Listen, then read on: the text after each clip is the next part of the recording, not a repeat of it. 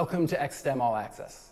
My name is Kevin J. DeBrune, and I am excited to be part of this virtual XSTEM series showcasing some of the coolest minds in STEM. Today's program is one of 7 brand new episodes where guest hosts, like me, get to ask inspiring STEM role models all the questions you'd want to ask about their job, what inspires them, how they found their path, and where their path is headed. Have you ever wondered what it's like to work in a STEM field, like space exploration, engineering, biology, or medicine? Are you curious about the careers in STEM, but are unsure of the exact jobs that are out there? Or maybe you have no idea what career direction you'll pursue, and you're looking for a little inspiration. If you fall into any of those categories, or if you're just here for fun, today we're going to explore those questions and more. Make sure you subscribe in the YouTube description below and follow us on social media to get all your XSTEM updates. New episodes will be released throughout the entire school year. You don't want to miss a one. Scan this code to access resources from today's program, including printable worksheets for your classroom and other STEM resources from our speakers, our partners, and more. With your parents' permission, tell us how you were inspired today and tag us at USA Science Fest, #XSTEM, and me at Kevin J. DeBrune. This free STEM program is brought to you by the USA Science and Engineering Festival. The mission of the USA Science and Engineering Festival is to inspire the next generation about careers in STEM. You can check out their other free programs and events for teachers and students at usasciencefestival.org. Before we begin, please join me in thanking our sponsors, the U.S. Air Force, the U.S. Space Force, and the Discovery Channel for making this new XSTEM series possible. Let me tell you a little bit about myself. I'm a former NASA rocket scientist turned professional space educator. While designing spaceships at NASA, I fell in love with teaching about space. So I left and started my own space education company. My vision is to inspire and educate as many people as possible about the wonders of space exploration and its importance to us here on Earth. I hope you are as excited as I am about getting started, because today we are talking with Chief Abifarin Scott of the United States Space Force. Chief Scott is a guardian of the newest branch of the Armed Forces, the United States Space Force. In his role, he serves as the principal advisor to the commander on all enlisted issues and provides leadership, guidance, and mentorship to all faculty personnel. Chief Scott hails from Dallas, Texas, and has an extremely diverse background, having served in various overseas and stateside assignments within the fixed and tactical satellite communications, project management, cyber defense, and space operations. I am excited to learn more about his work with space satellite systems and communications. Please join me in welcoming Chief Abifarin Scott. Chief Scott, let's jump right into the questions because I know our audience is excited to hear from you. Tell us about your role in the United States Space Force. Thank you, Kevin. I am excited to be here. So, Chief Master Abifarin Scott. My role in the United States Space Force is a senior enlisted leader for the National Reconnaissance Office. Got my nice little patch here. So the National Reconnaissance Office is one of the intelligence organizations within the intelligence community. And so I'm a senior enlisted leader down here in Aerospace Data Facility Southwest out in sunny and dusty Las Cruces, New Mexico. And so as the senior enlisted leader, I serve as the principal advisor to my commander, Colonel Chris Todd, and we oversee about 800 or so personnel overseeing space operations for the National Reconnaissance Office. Personally, I'm a cyber guy by trade, and so it's something that I've been doing for about 21 years or so, something I've been very passionate about. Something that I think is very, very important as we embark upon the future of our space capabilities. So yeah, a little bit about myself. It sounds exciting to be part of the new branch of the U.S. Armed Forces. So tell us, what inspired you to join the United States Space Force? What inspired me? I enjoyed enlisting into the Air Force. So, you know, I was in college for about 2 years and probably wasn't as focused as I should have been. I was actually a math major at the time and was probably not as focused as I should have been. And I like to say the Air Force found me. And so I joined the Air Force about 21 years ago and enlisted as a satellite communications journeyman. and I had a wonderful career. Traveled the world, saw a lot of cool things, spent a lot of time in the Pacific region. Spent about 7 years in Japan, and 2 years in Korea, and 4 years in Hawaii. But I really joined, just to see something different. Like I said, school wasn't working out for me, wasn't as focused as I should have been, but it was one of the best decisions that I made. When the opportunity came to join the Space Force, I jumped at it, honestly. How many times can you say you're going to be a part of building something that's never existed, to be able to build something from a grassroots perspective, especially a new branch of the military. When I saw that they were hyper-focused in cyber, intel, and space operations, I felt that it was a perfect calling for me. So I jumped at the opportunity. I raised my hand, just like I did to join the Air Force, and luckily enough, they chose me. And so far, it's been an absolutely awesome experience. And so for me, it was just another opportunity to serve. And, being a part of something new was huge. I think that all the things that I heard that the Space Force was trying to do sounded like something I was interested in, and I'm definitely glad that I made that decision.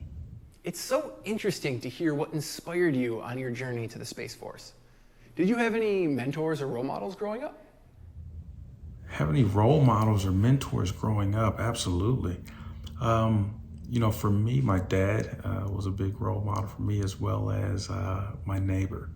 I had a few role models as well, just kind of in school. But my brother was a role model for me. But, as I came into the military, I had quite a few mentors. The military wasn't always easy for me. It was something that I always enjoyed, but just like a lot of our airmen and guardians, you can find yourself kind of going down, not necessarily the wrong path, but struggling to figure out what is your motivations. And so for me, I had a few mentors throughout my career to kind of help me figure out what it is that I wanted to do, help me hone my passion. Most notably, Chief Master Sergeant Neely, when I was a young staff sergeant, he let me really focus in and understand that maybe the Air Force at the time was something that I could do. Much later on, Chief Master Sergeant Jake Higginbotham, still serving as a senior master sergeant, he really kind of poured into me and let me know that I still had a lot to give the service. And so, those mentors and the mentorship that they provided me is something that is truly invaluable. And it's something that I ensure that I pay back and pay forward to those airmen and guardians, underneath me. And so mentorship is very important. But I tell you, the role of role models and mentors is truly invaluable. Role models can be such a big influence. I know that mine re-inspire me when I'm feeling a little unmotivated. Can you explain some roadblocks or obstacles that you encountered on your journey? How did you overcome these, and how did they influence who you are today? Roadblocks and hurdles in any career path are going to happen. I've had situations just like anyone else that have made you stumble and made you question whether this is something that you want to do. And just like anyone else, I've had to pick myself up and overcome them. I've had situations in my career where, leadership didn't always agree maybe with my methodology, or we had a difference of opinion, or maybe there were things personally going on in my life where, I wasn't always as focused as I needed to be. And honestly, I don't think that's that different from any other person. Resiliency is not just a buzzword that we use. Resiliency is something that's extremely important, and we must understand that every person needs a little bit of empathy. Roadblocks are going to happen, and so to me, I look at success as not just being able to achieve something, but it's your ability to overcome these roadblocks. For me, I had a situation to where I was really struggling. I was trying to take on too much.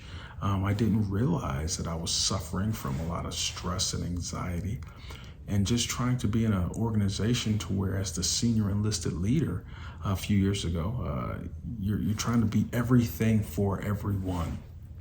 And you don't realize when you're in it how stressful the situation can be. And so because of that, it became a roadblock because it was weighing on me physically and mentally, but I didn't realize it. And so because of that, I needed to be able to step back from that situation to be able to perform my best. And it became a roadblock because I didn't realize it at the time, and so I wasn't performing at my best.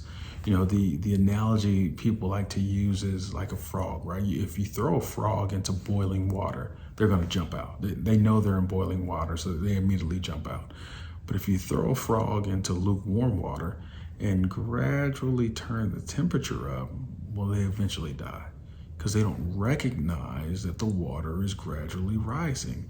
And that's the way that stress happens. And so, you know, one of the roadblocks that I encountered was just an increase in stress. And so, you know, luckily for me, I used some of our helpful agencies and was able to overcome that hurdle and was able to, again, continue on and have an amazingly successful career. But absolutely, roadblocks are going to be a part of your career. You've just got to figure out how to be resilient and overcome those. Excellent question. Thank you. I always like reflecting back on my career path and how it took different turns and twists, but always for the better. And it's hard to keep the bigger picture in mind at the moment, but looking back and reflecting, it's definitely worth it. So a lot of your work centers around satellite systems and communications. How does your work impact and benefit the public? Yeah, a lot of our work does revolve around satellite systems. There's no doubt about it, especially in the Space Force. I tell you, a lot of folks actually don't realize how much satellite systems impact their civilian life, right? So let's take the GPS constellation, for example. You know, once President Bill Clinton signed, you know, and into law that GPS would be free for the world to use, GPS became such a part of our normal lives, we didn't even realize it.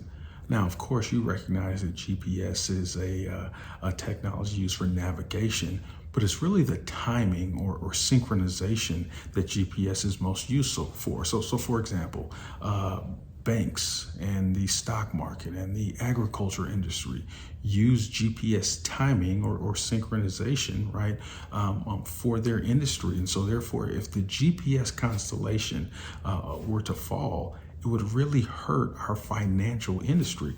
Your ATM card wouldn't work anymore. Your debit cards wouldn't work. The agriculture industry would collapse. And those are things that affect you as a civilian. So from a military standpoint, absolutely, we're heavily dependent on satellite systems.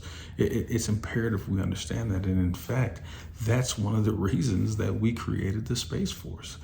The Space Force is heavily reliant on it, and in fact, it's the mainstay of what makes us so important. We've got to be hyper vigilant and hyper focused on our satellite capabilities.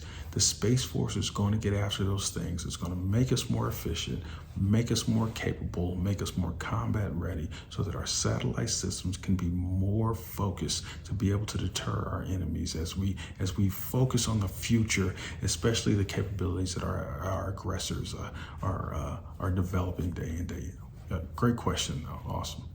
The work you are doing now is contributing to our lives today. It must be really rewarding to see how your work is helping people. But let's talk about some misconceptions about your job. A lot of people, when they hear military service, they think they're going to have to go into combat. But could you share some STEM careers in the U.S. Air Force or the U.S. Space Force that might surprise some people? Oh, awesome question. Yeah, we get this a lot. So I tell you, you know, combat jobs exist. In the Space Force, STEM is everything. It really is everything. So, you know, let's break that down a little bit. So on the enlisted side, right now we have three, we'll call them core career fields: space, cyber, and intelligence. Those are all STEM related career fields. On the officer side, we've got those three. We also have engineering, acquisitions. We also got some scientists right in there, but those are all STEM related career fields. And that's it. That's all we're offering today, right? We don't have those, we'll call them combat, right? Boots on ground related career fields. And I know that that's historically what the military has been known for. The Space Force is kind of changing that model a little bit. You know, we're hyper focused on operations. Our operations are STEM related. It's just that simple, right? Science, technology, engineering, math are embedded in everything that we do. There is no aspect of the Space Force that is not STEM focused. And so, you know, while it's still important to understand that we are the profession of arms, and while we still need to know those critical military tenets, those are not primary skills that we need our guardians to understand and to know. So we must grow those STEM capabilities in each one of our guardians. And it really starts at this level, right? At this, you know, the middle and high school levels. It's important that we understand the importance of growing the STEM related career fields in our youth. You know, China and Russia are really growing STEM at a much higher rate than we are. And that's just a fact. And so, you know, efforts like this are uber important as we continue to recruit the best talent. So I tell you, it's not just words, right? These are the things that I use on a daily basis, I'm telling you. So again, great question, but we can't really overstate how important STEM really is. So awesome question. Let's keep talking about STEM. It's super important. Thank you. Thank you for sharing that and shedding some light on what STEM careers one can pursue. Since the U.S. Space Force was only established a few years ago, could you briefly share what the mission of the Space Force is? Yeah, absolutely. So the Space Force was, let's see, this is just a few minutes, we're about 27, 28 months old now, right? So we like to say we're in our terrible twos. So the mission of the Space Force, just to summarize it, I won't go super technical, keep it super simple. You know, we were established to really hyper focus on our space capabilities. You know, the Army, the Navy, the Air Force, each branch of the DoD was developing space capabilities.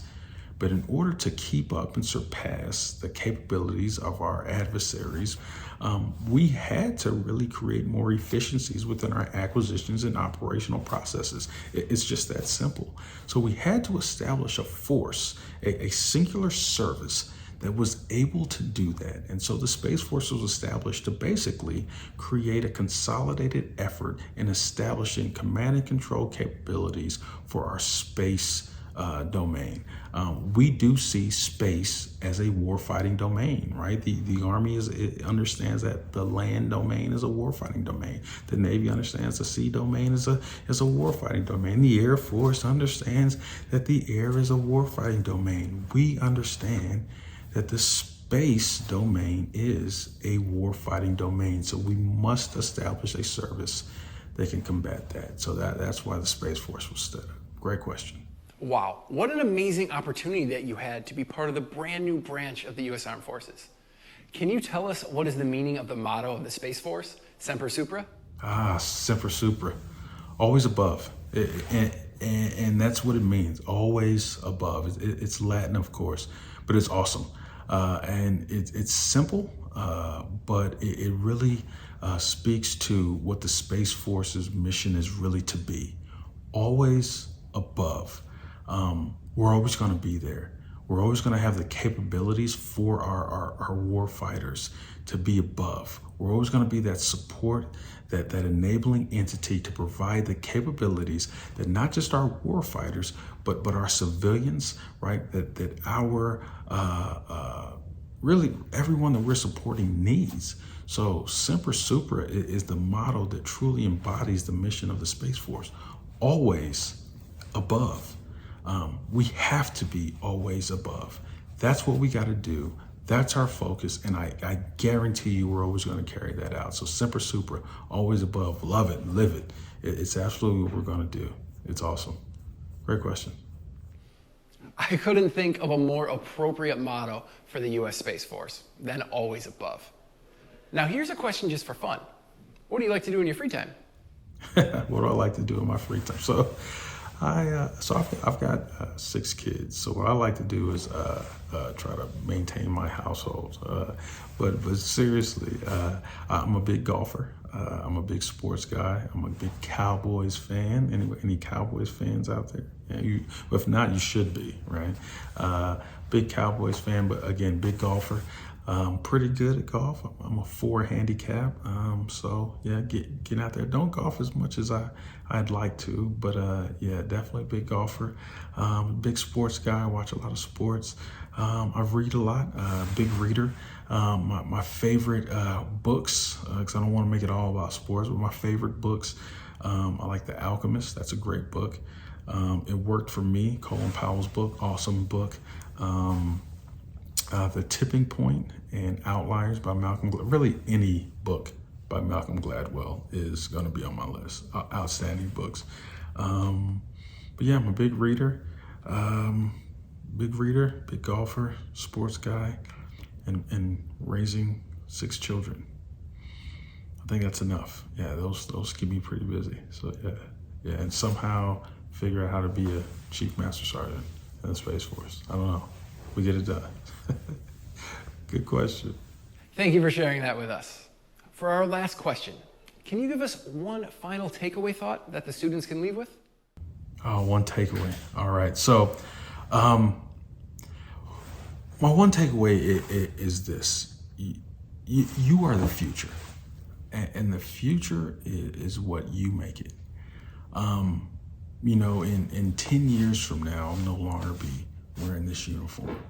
It could be some of you, but you have the opportunities right now to be whoever you want to be. You have the opportunity to do whatever you want to do.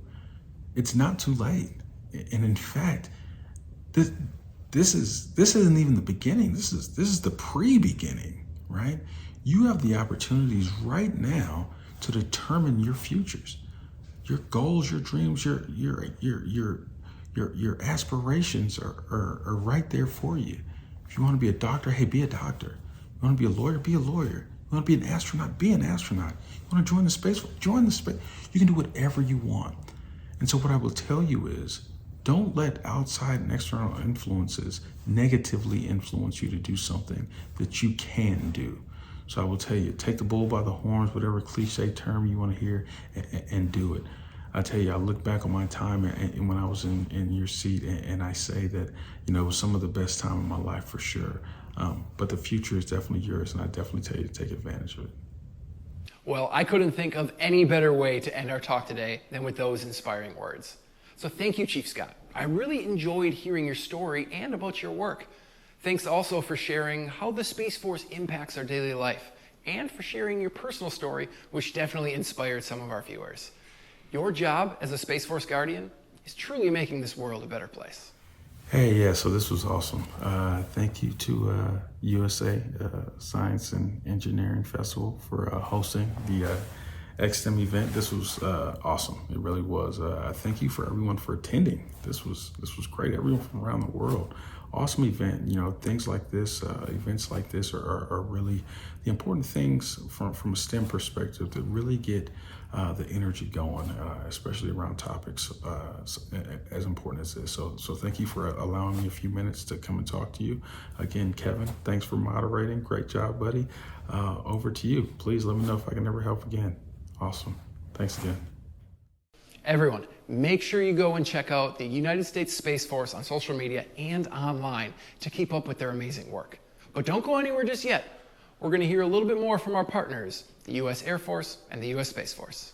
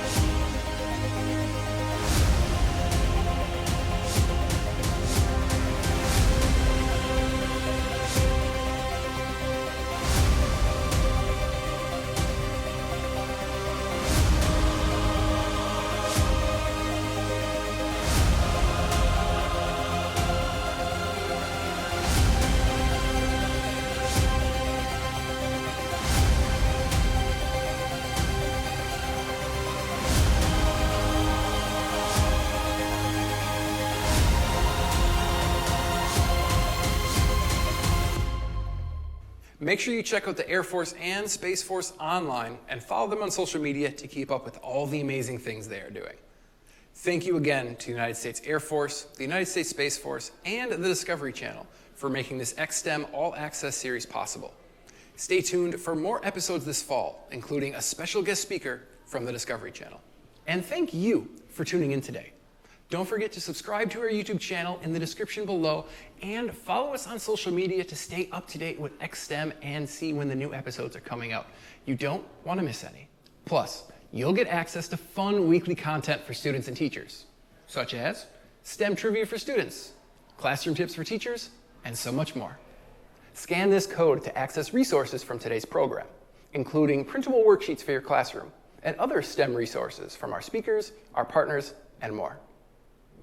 With your parents' permission, tell us how you were inspired today and tag us at USA Science Fest, #XSTEM, and me at Kevin J. DeBruyne.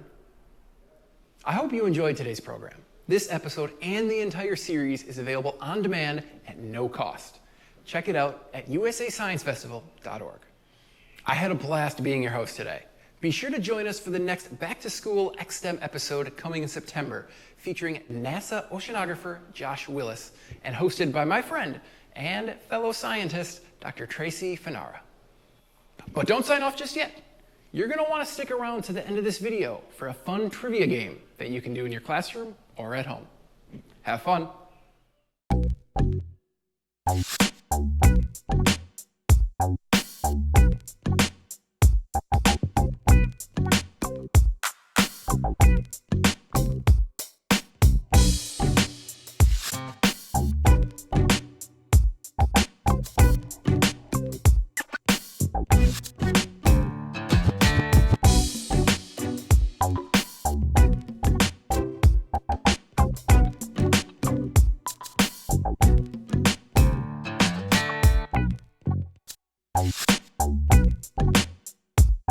You